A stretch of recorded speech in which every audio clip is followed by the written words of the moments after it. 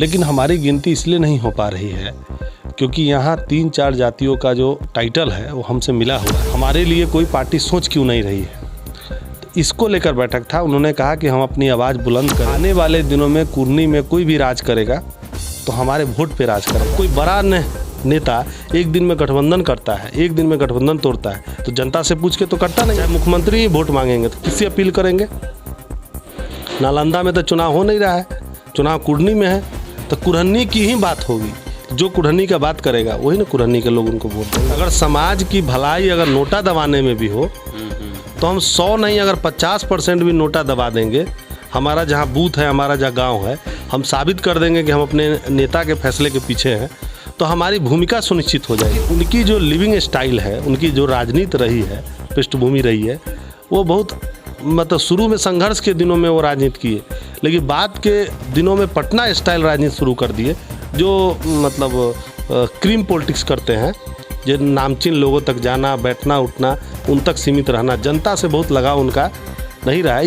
कुरहनी का चुनाव है और बिहार में अन्य चुनावों की तरह यहाँ भी जो है जातीय समीकरण बड़ी अहम हो जाती है। अलग अलग जातियों के हिसाब से जो है वो समीकरण और ध्रुवीकरण होता है। इसी बीच में एक खबर निकल कर के आ रही है कि कल राजपूत के जो लोग हैं, राजपूत समाज से जो लोग हैं, उन लोगों का कुरहनी चुनाव में भूमिका को लेकर के और उनके प्रतिनिधित्व को लेकर के एक बैठक हुई और उसमें किसको समर्थन दिया जाए इसको लेकर के जो है वो एक बैठक हुआ और इसमें अधिकृत किया गया चंदन भास्कर जी को कि वो समाज की तरफ से फैसला ले कि वो इस चुनाव में किसको समर्थन देंगे।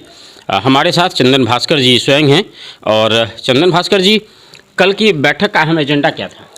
देखिए, कल के बैठक का अहम एजेंडा था कि हमारे समाज के लोग पिछले कई वर्षों से मीटिंग लगातार कर रहे हैं, क्योंकि हर पार्टी हमारी जो कुर्नी में हम लोग को अपेक्षित कर रही है, जबकि हमारी संख्या किसी से कम नहीं है।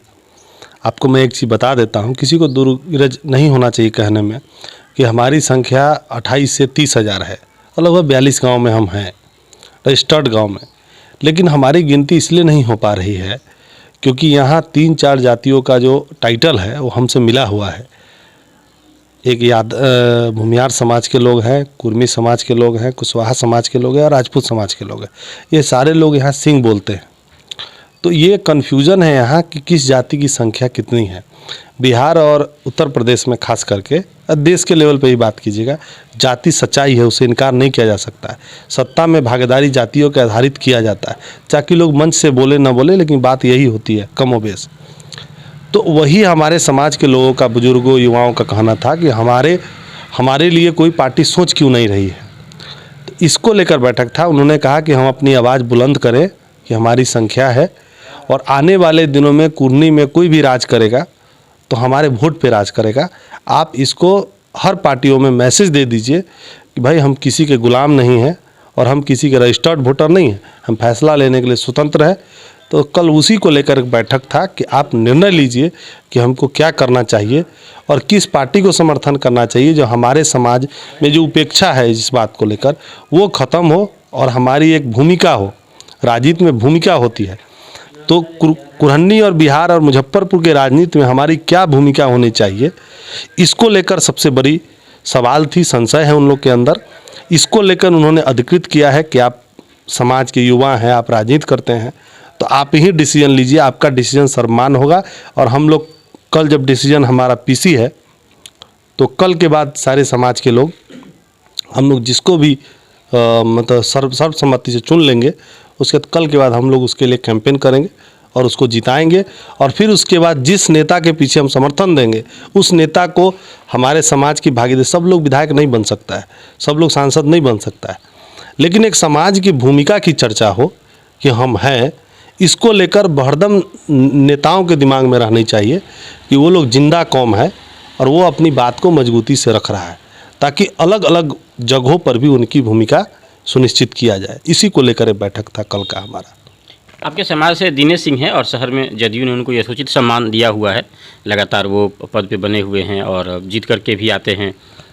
तो आप लोगों का इसका मतलब है कि स्थानीय आप रिप्रेजेंटेशन ढूंढ रहे हैं, दिनेश सिंह के से कोई ताल्लुकात नहीं है? देखिए, बात दिनेश सिंह की नहीं है, मतलब जदयू से एक लगाव तो बनना चाहिए कि जदयू ने रिप्रेजेंटेशन दिया है आपके समाज को, देखिए मैंने जिला में।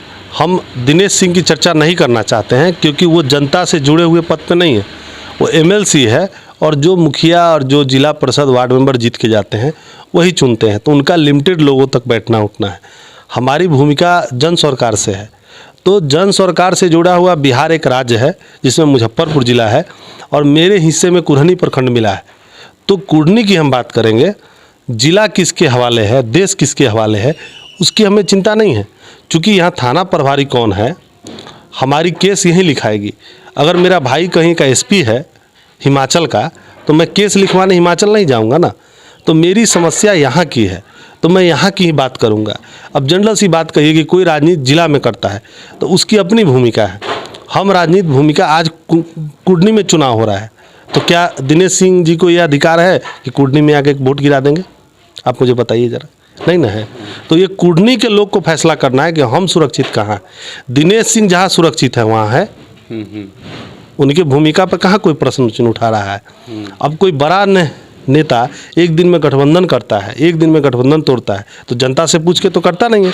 तो जनता उन नेताओं से क्यों अपेक्षा रखेगा, क्यों हमसे पूछ के करेंगे? हमारा निर्णय स्वयं होगा, और हम जो निर्णय लेंगे उनको चलना है, उनके हिसाब से हम क्यों चलेंगे, क्योंकि उनकी आधार हम पर टिका हुआ है। इसलिए दिनेश सिंह कोई फैक्टर नहीं है, फैक्टर है यहाँ के लोग। यहाँ के लोग की क्या चाहते हैं, मैं भी कोई फैक्टर नहीं हूँ, लोग क्या चाहते हैं ये बड़ा चीज़ है। इसलिए मैं इस बात को यहीं पर ये करता हूँ कि उनकी कोई फैक्टर नहीं है, फैक्टर यहाँ के लोग हैं। यहाँ के लोग जो चाहेंगे, चाहे मुख्यमंत्री ही वोट मांगेंगे तो किससे अपील करेंगे? नालंदा में तो चुनाव हो नहीं रहा है, चुनाव कुढ़नी में है, तो कुढ़नी की ही बात होगी। तो जो कुढ़नी का बात करेगा वही ना कुढ़नी के लोग उनको वोट देंगे। इसलिए बात कुढ़नी की हो रही है। अब मेरे हिस्से में कुढ़नी है, इसलिए कुढ़नी की चर्चा हो रही है। तो अमूमन अब कल आप प्रेस कॉन्फ्रेंस करके और जो है सो आप इस बात पे रखेंगे कि किसको समर्थन आपका समाज दे रहा है और आप समाज समर्थन दे रहे हैं, लेकिन एटलीस्ट 2 नाम तो तत्काल आप हमें सांकेतिक बता सकते हैं जिस पे ज़्यादा आपकी चर्चा है। देखिए, लोगों की दो तरह की राय है, और तीसरी राय है कि भाई एक तो यूपीए, एक एनडीए, 2 गठबंधन है। हाँ। तीसरा गठबंधन मुकेश सहनी जी का है, और चौथा है नोटा।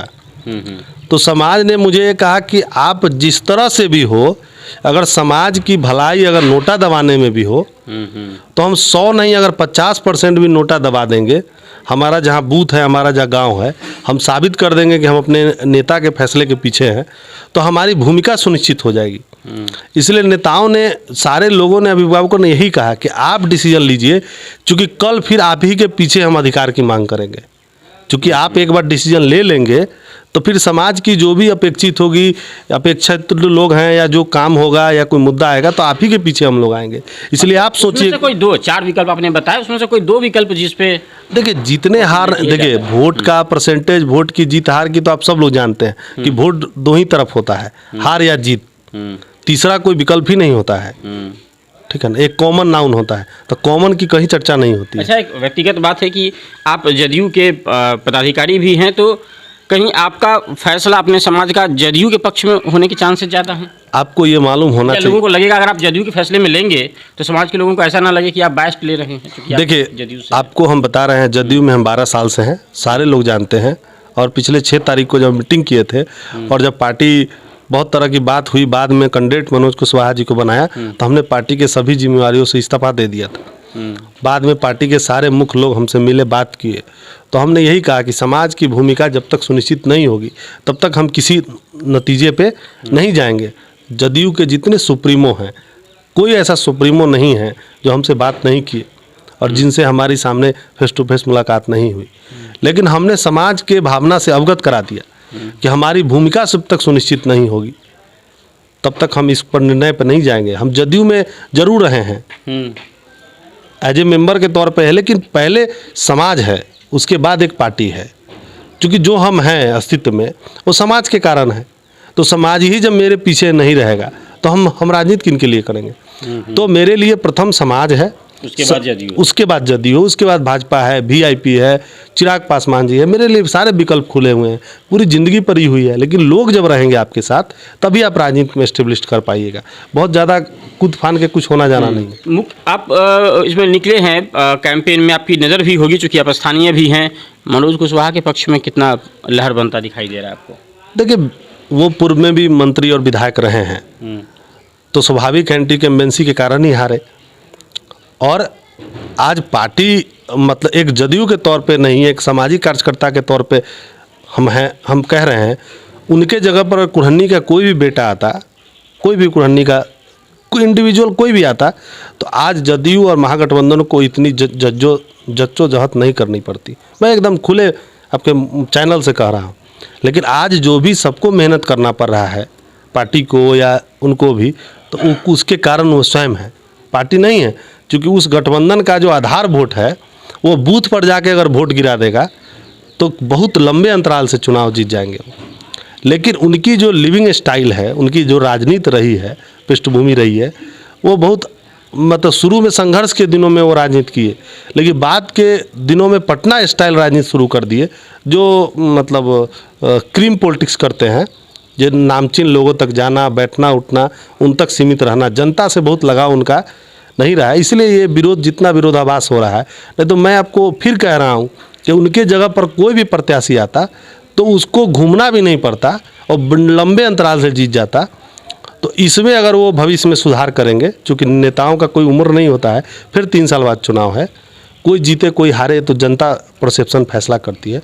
तो ये सबसे बड़ा फैक्टर उनके साथ है, वरना कहीं कोई दिक्कत नहीं था और हमको भी कोई कन्फ्यूज़न नहीं था। लेकिन कुछ बातें हुई, नेता ने फैसला लिया, हम उनके खिलाफ इस्तीफा दिए पार्टी से, सभी पदों से।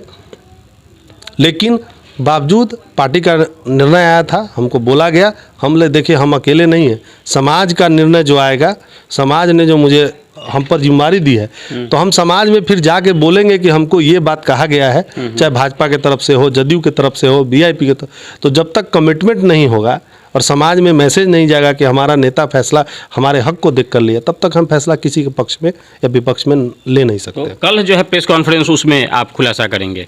तो कुल मिला के चंदन भास्कर थे हमारे साथ और इन्होंने ये बता दिया है कि कल जो प्रेस कॉन्फ्रेंस होगी, इसमें इस बात पे राजपूत समाज ये फैसला लेगा कि वो किसके साथ है। अब ये बड़ा दिलचस्प देखना रहेगा, चूँकि सवर्ण वोट है यहाँ, राजपूत का तकरीबन 28,000 वोट है यहाँ, तो ये किसको समर्थन देता है। ये जिसके पाले में जाएगा वो बोनस पॉइंट होगा।